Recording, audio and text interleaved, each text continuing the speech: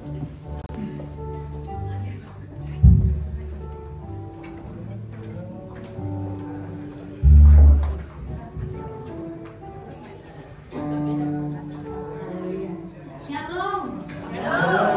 Sekali lagi shalom.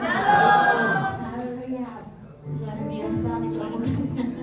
Penuh dengan sukacita. Saya undang kita semua untuk bangkit berdiri. Boleh berikan salam kanan dirimu. Katakan Tuhan Yesus baik. Hari ini aku rasa bahagia. Iya. Haleluya. Happy Father's Day for all the fathers here.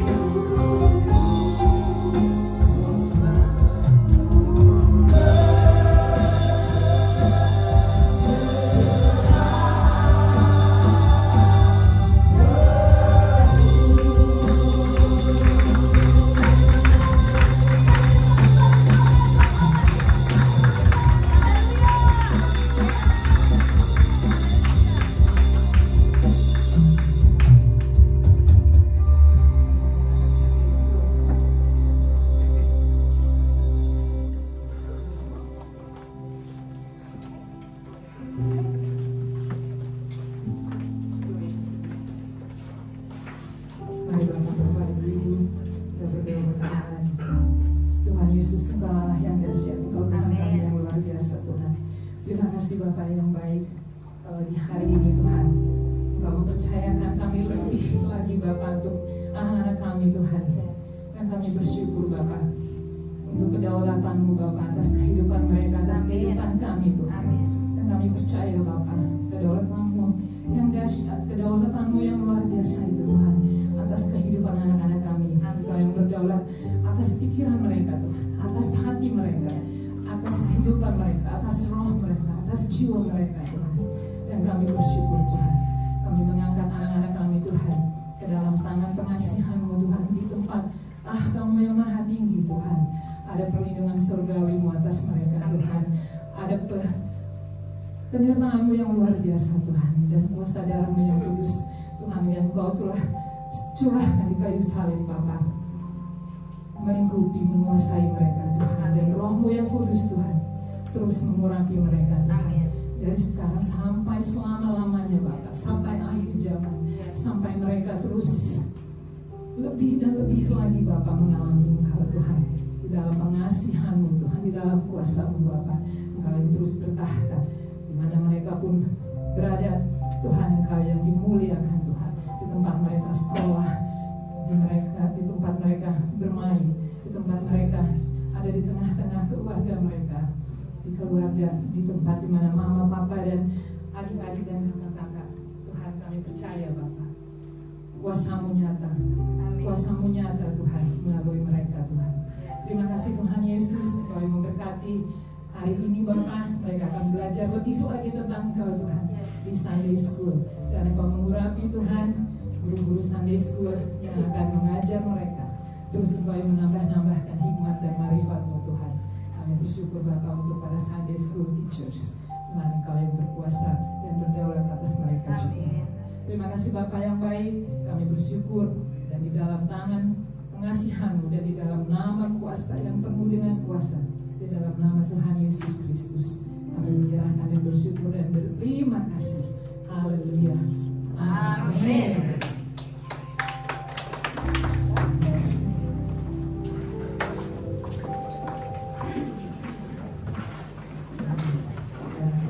Siap mendengarkan firman Tuhan.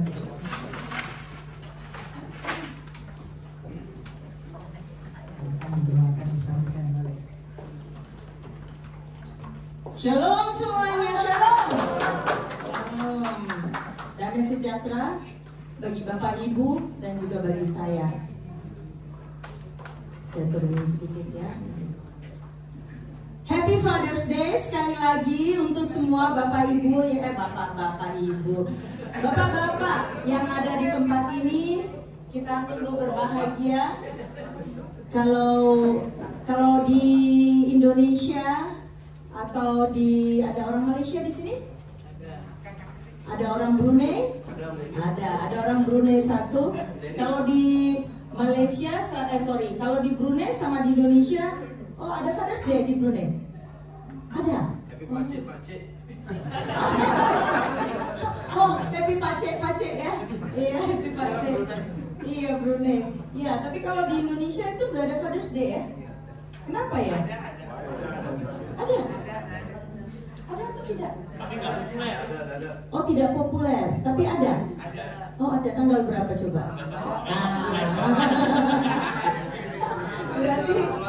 Berarti tidak resmi ya, Father's Day tidak resmi ya. Para bapak harus mengajukan petisi nih kayaknya, ya, petisi ya. Kita bersyukur hari ini kita bisa menyatakan kasih kita untuk para bapak. Kami begitu menghargai para bapak yang ada di tempat ini. Kami percaya perjuangan para bapak itu di mata Tuhan itu baik semuanya ya. Puji Tuhan. Sebelum kita masuk ke dalam firman Tuhan, mari kita sama-sama berdoa. Bapak, kami bersyukur Tuhan di sore hari yang indah ini ya Bapak. Kalau kami boleh bersama-sama sebagai anak-anak Tuhan, kami bersama-sama berkumpul Tuhan di tempat ini. Hanya satu tujuan kami Tuhan, memuliakan Tuhan. Karena kami tahu kami butuh Engkau Bapak. Kami butuh kuasa-Mu Tuhan bekerja di dalam kehidupan kami.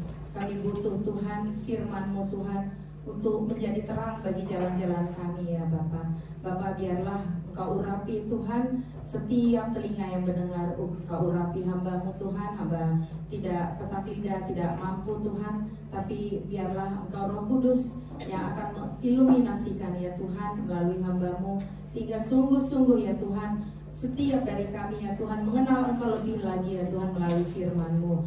Terima kasih Bapa, Allah Roh Kudus. Biarlah ini adalah waktu-Mu Tuhan.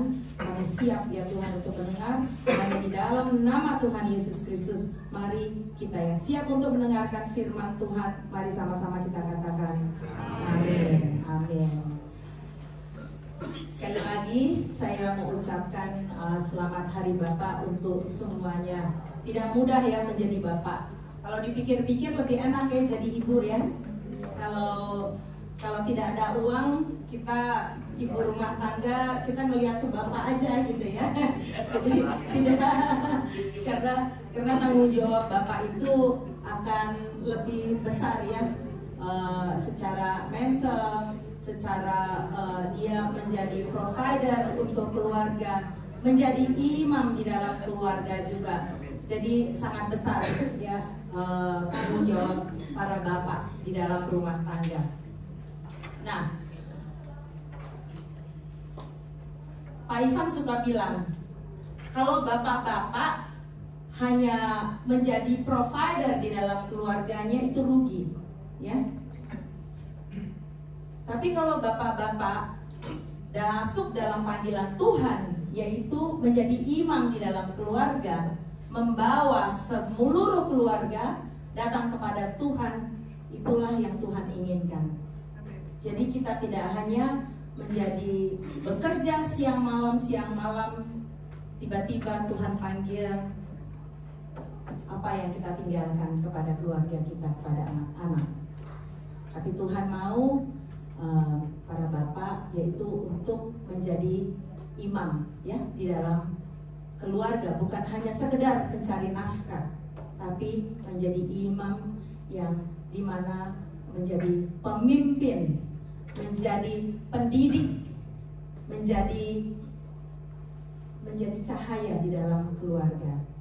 Nah, beberapa tahun yang lalu, sampai sekarang saya masih guru Sunday School ya, tapi waktu beberapa tahun yang lalu, biasanya waktu menjelang Hari Bapa, saya berkumpul bersama-sama anak-anak Sunday School, dan saya suka tanya sama mereka, what do you think about your father?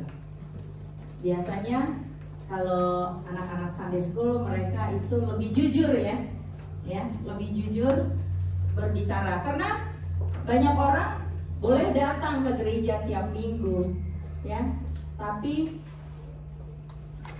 kita tidak tahu bagaimana keadaan kehidupan mereka sebenarnya, ya, sebagai di dalam keluarga. Ini bukan saya mau cari-cari tahu, tidak, tapi biar kami tahu bagaimana untuk dapat mengetahui apa keadaan keluarga-keluarga yang Tuhan percayakan di dalam gereja juga. Nah, waktu saya tanyakan itu, ada dari mereka yang berkata dengan sangat exciting, I love my daddy, ya. Ada juga yang sepertinya tidak terlalu care ya, tidak terlalu peduli. Tapi ada juga yang berkata I don't like my dad. Sangat menyedihkan, ya. Tapi apapun jawaban mereka, kita tahu bahwa setiap ayah, setiap bapak itu punya impact yang sangat besar dalam pertumbuhan seorang anak. Pribadi seorang anak pada saat dia menjadi dewasa itu sangat dipengaruhi oleh siapa ayah mereka, bagaimana ayahnya mendidik mereka. Dan keberhasilan suatu perkawinan dapat dilihat dari anak-anak yang bertumbuh di dalam pengenalan akan Tuhan. Karena waktu anak besar tapi dia lari daripada Tuhan, dia tidak menghormati orang tua, itu adalah satu kesedihan, ya, satu kesedihan yang tidak bisa kita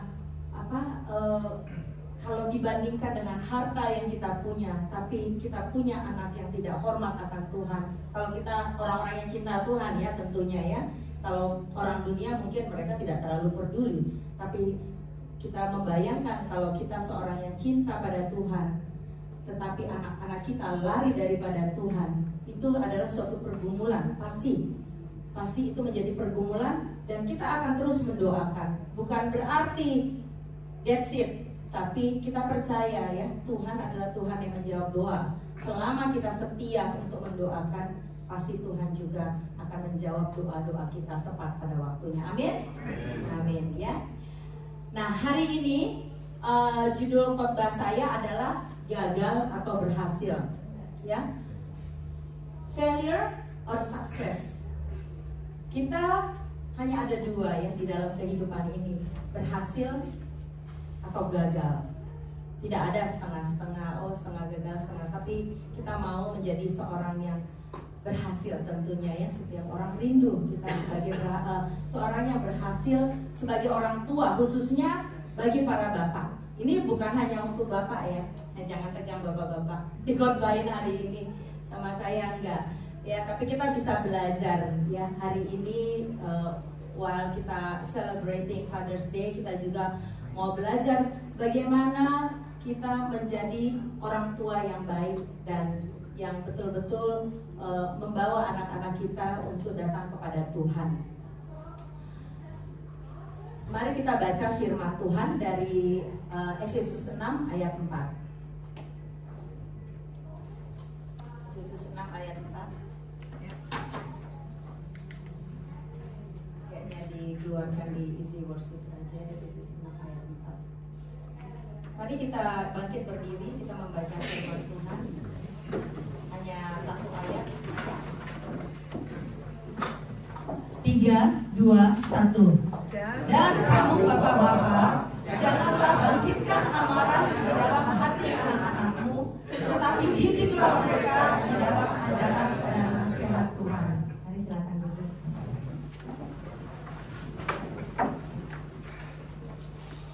Jadi firman Tuhan bukan hanya buat bapak-bapak saja, tapi orang-orang muda, para yang belum menjadi bapak ya, mungkin sudah menikah belum menjadi bapak, atau para orang muda yang belum menikah tapi akan menjadi bapak kelak, juga bagi semua ya yang mendengar. Kita mau belajar dari tiga pribadi, dari tiga macam pribadi ya di sini. Pertama, saya mau bercerita tentang seorang, pasti semuanya sudah tahu cerita ini, yaitu Imam Eli. Ya, siapa yang tidak tahu Imam Eli? Semuanya udah tahu ya Imam Eli itu siapa. Imam Eli adalah seorang imam, ya, imam besar, bukan hanya sekedar imam yang mungkin melayani di ensemble, tidak. Tapi dia seorang imam besar bangsa Israel, ya. Dan dia adalah seorang yang gagal menjadi bapak. Dia tahu anak-anaknya berdosa, tapi dia seorang bapak yang tidak pernah menegur anaknya. Di 1 Samuel 3 ayat 13 saya bacakan. Sebab telah kuberitahukan kepadanya bahwa aku akan menghukum keluarganya untuk selamanya karena dosa yang diketahuinya sendiri, yaitu bahwa anak-anaknya telah menghujat Tuhan, tetapi ia tidak memarahi mereka. Imam Eli adalah seorang imam besar bangsa Israel, dan dia juga hakim, ya.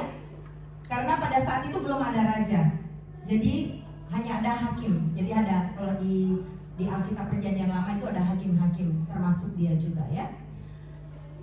Sebelum bait suci itu dibangun di Yerusalem oleh Raja Salomo, bait suci itu hanya ada disebut kemah suci, ya. Kemah suci di mana ada tabut perjanjian di dalamnya. Dan itu kemah suci itu ada di satu kota di Silo namanya. Jadi itu belum dipindah ke Yerusalem. Pada suatu hari, ya, ada seorang wanita yang bernama Hana. Tahu ya ceritanya ya? Ada satu wanita yang bernama Hana.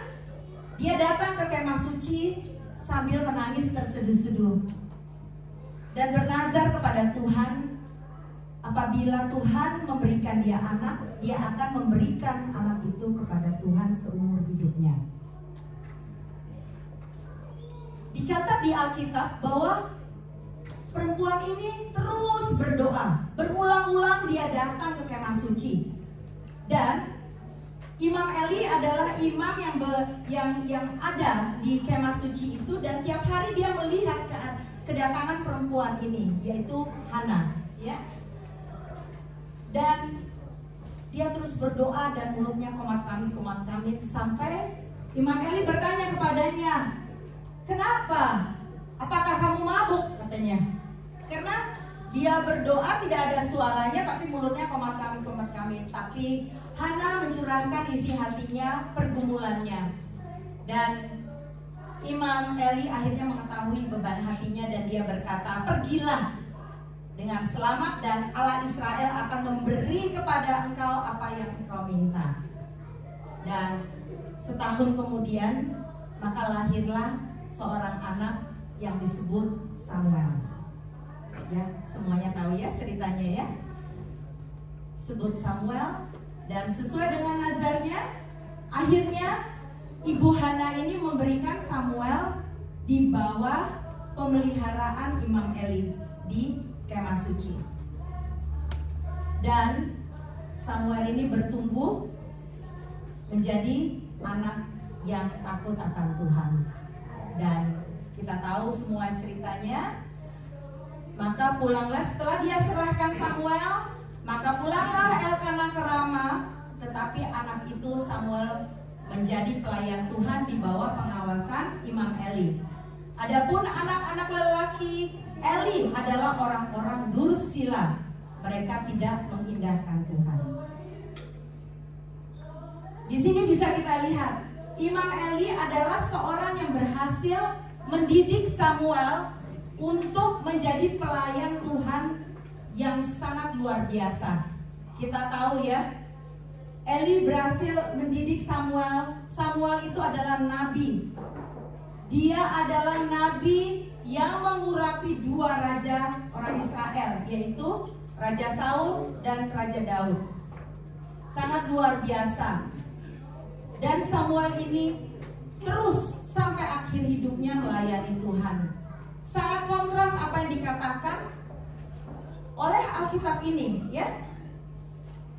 Anaknya Imam Eli yang bernama Hofni dan Pinehas dikatakan, adapun anak-anak Eli adalah orang-orang dursila, mereka tidak mengindahkan Tuhan.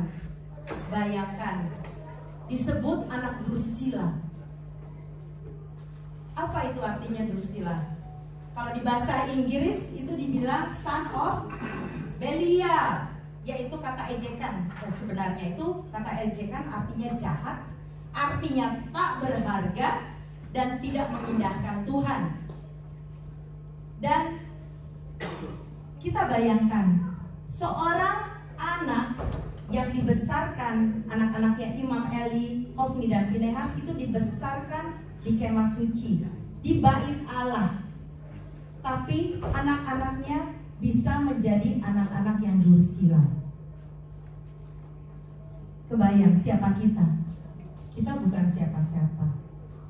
Ini adalah peringatan untuk kita semua.